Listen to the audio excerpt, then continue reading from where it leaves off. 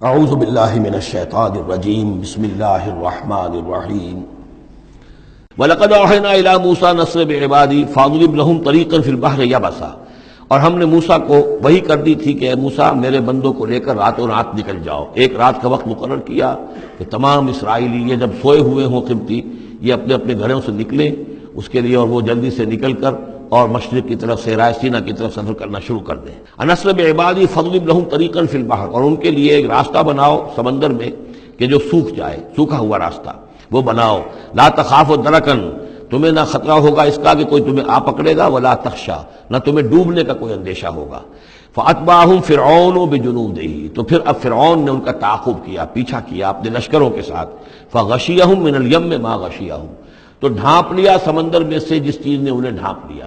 یعنی جب حضرت موسیٰ نے عصا مارا سمندر پر، سمندر پھٹ گیا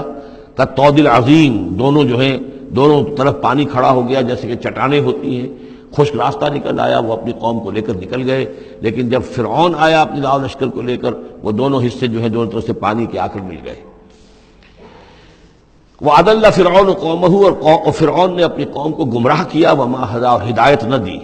یا بنی اسرائیل قد انجیناکم من عدوکم، اے بنی اسرائیل دیکھو ہم نے تمہیں نجات دے دی ہے تمہارے دشمن سے۔ وَوَعَدْنَاكُمْ جَانِبَ طُورِ الْأَيْمَنَ، اور پھر ہم نے تمہیں بلایا ایک وقت معین پر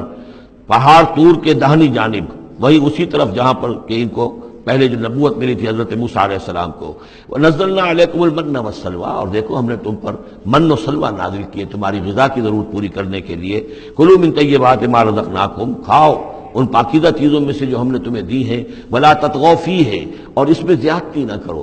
اس میں زیادتی یہ بھی تھی کہ اس کی ناقدری کی انہوں نے کچھ عرصے کے بعد،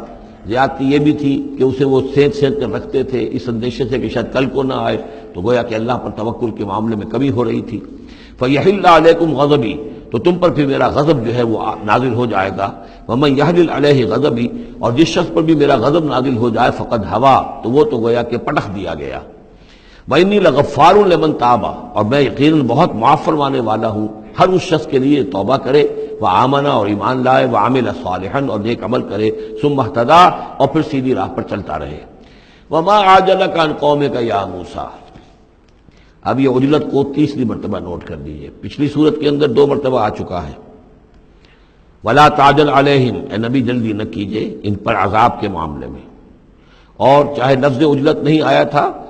وما نتنزل الا بامر ربک، قرآن مجید کے بارے میں بھی، وحی کے بارے میں بھی آپ جلدی کا معاملہ نہ کیجیے، یہ تو جو اللہ کی مشیت ہے اس کے مطابق ہوگا۔ اب یہاں دیکھیے حضرت موسیٰ سے ایک جلدی ہوئی ہے۔ حضرت موسیٰ کو جب بلایا ہے اللہ تعالیٰ نے کوہ طور پر تورات دینے کے لیے، تو جو وقت معین تھا اس سے پہلے پہنچ گئے یہ۔ وما عجلک عن قومک یا موسیٰ، ایکسپلینیشن کال ہو رہی ہے، کیا کس چیز نے تمہیں یہ جلدی کرنے پر آمادہ کیا، اپنی قوم کو چھوڑ کر تم آ گئے اے موسیٰ؟ قال هم اولئک علی اثری، حضرت موسیٰ نے عرض کیا پروردگار وہ بھی بس میرے پیچھے پیچھے آ ہی رہے ہیں، چل ہی رہے ہیں۔ ہو سکتا ہے کہ اپنی قوم جو ابھی قافلہ آ رہا تھا 6 لاکھ کا قافلہ، اسے ذرا پیچھے چھوڑ کر اور ذرا تیزی کے ساتھ منزل کرتے ہوئے شوق میں لقاء رب میں، اللہ تعالیٰ سے ملاقات ہے، مکالمہ ہوگا، مخاطبہ ہوگا، اس میں کافی وقت پہلے پہنچ گئے۔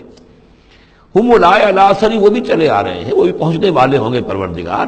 وَعَجِلْتُ إِلَيْكَ رَبِّ لِتَرْضَىٰ، اور پروردگار میں تو جلدی کر کے آیا تھا کہ تو راضی ہو جائے، تو میرا شوق دیکھ، میرا اشتیاق دیکھ، مجھے تو شاباش ملنی چاہیے تھی کہ میں اپنے شوق کے لقاء کی وجہ سے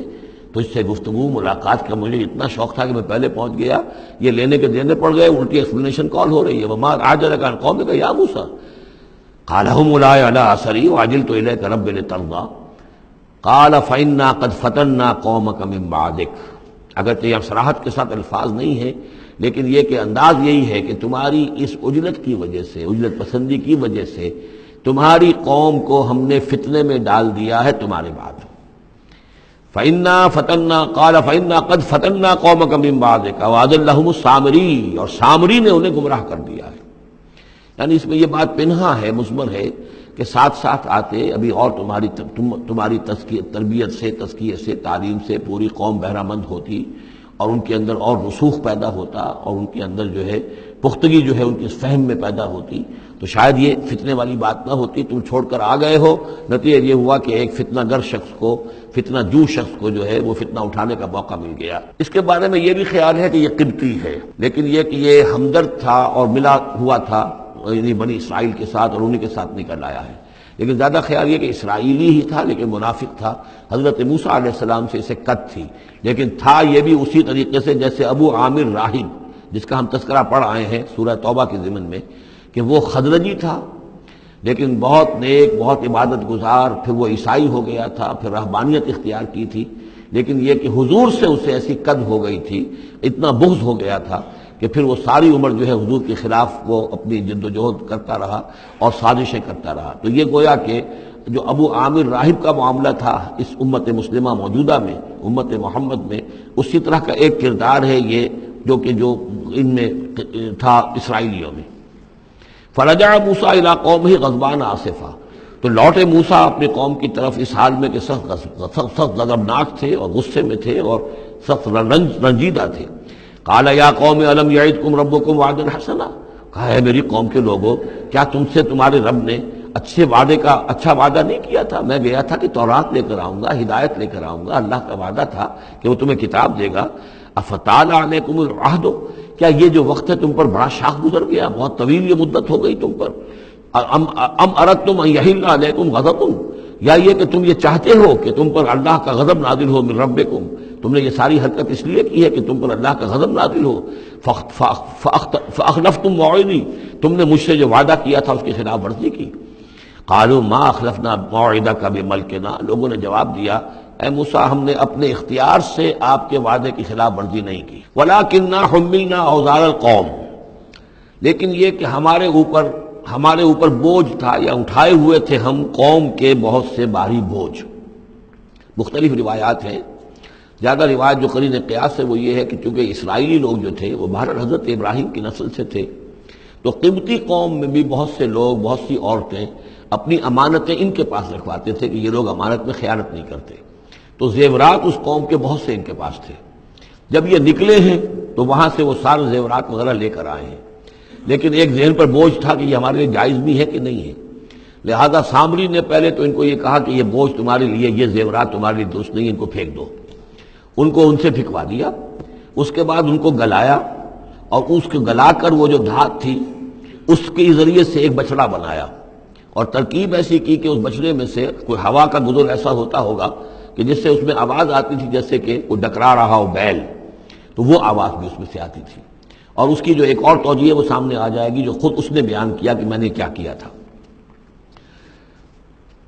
قالوا ما اخلفنا موعدک بملکنا ولکننا حملنا اوزارا من زینت القوم، یعنی ہمارے دشمن قوم فرعون کی قوم کے جو زیورات تھے اس کا بہت سا بوجھ ہمارے پاس تھا، فقذفناها، تو وہ ہم نے پھینک دیا، فکذلک القی السامری، اور اس طریقے سے پھر سامری نے اس میں سے یہ بچڑا تیار کیا، فاخرج لهم عجلا، اور پھر اس میں نکالا ان کے لیے ایک بچڑا، جسدن، وہ دھڑ تھا اس کا جس کا دھڑ تھا، لہو خوار، جس میں سے وہ ڈکارنے کی سی آواز بھی آتی تھی، ڈکرانے کی۔ فقالوا، تو انہوں نے کہا ھذا الہکم و الہ موسیٰ، یہ ہے تمہارا رب اور موسیٰ کا رب، فنسی، تو موسیٰ تو بھول گیا، موسیٰ کو مغالطہ ہو گیا ہے، وہ گیا ہے طور پہ ہی، تو موسیٰ کا رب تو یہ موجود ہے یہاں پر۔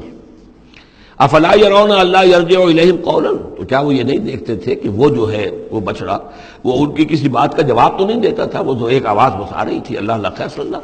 ولا یملک لهم ضرا ولا نفعا، نہ ان کے لیے وہ کوئی کسی مضرت کا سبب بن سکتا تھا نہ کسی بھلائی کا اور نفع کا۔ وَلَقَدْ قَالَ لَهُمْ هَارُونُ مِنْ قَبْلُ، اور ہارون نے ان کو سمجھانے کی کوشش کی تھی پہلے ہی، یا قوم انما فتنتم بہ، اے میری قوم کے لوگوں تمہیں اس کے ذریعے سے فتنے میں ڈالا گیا ہے، تم ایک بہت بڑی آزمائش میں مبتلا ہو گئے ہو۔ وَإِنَّ رَبَّكُمُ الرَّحْمَٰنُ، اور تمہارا رب جو ہے یہ بچڑا نہیں ہے، تمہارا رب تو رحمان ہے۔ فَاتَّبِعُونِی، تو میری بات مانو، میرے پیچھے چلو، وَأَطِیعُوا أَمْرِی، اور میرے حکم کی پیروی کرو۔ قَالُوا لَن نَّبْرَحَ عَلَیہِ عَاکِفِینَ، انہوں نے کہا نہیں اب تو ہم اس کے اوپر اعتکاف کرتے ہی رہیں گے۔ سب کے سب نہیں، جو بھی تھے ان میں سے یہ شرک کرنے والے جو اڑ گئے اس پر کہ اب ہم اعتکاف کریں گے، اس کا ہم بیٹھیں گے، دھیان کریں گے، جیسے کہ وہ پہلے انہوں نے کہا تھا کہ ہمارے لیے بھی کوئی الہ بنا دو تاکہ ہم جو ہے اسی طریقے سے گیان دھیان کریں جیسے یہ اور لوگ کرتے ہیں۔ قالوا لن نبرح علیہ عاکفین حتی یرجع الینا موسیٰ، یہاں تک کہ موسیٰ خود ہمارے پاس واپس آ جائیں، پھر دیکھیں گے وہ کیا کہتے ہیں۔ صدق اللہ العظیم۔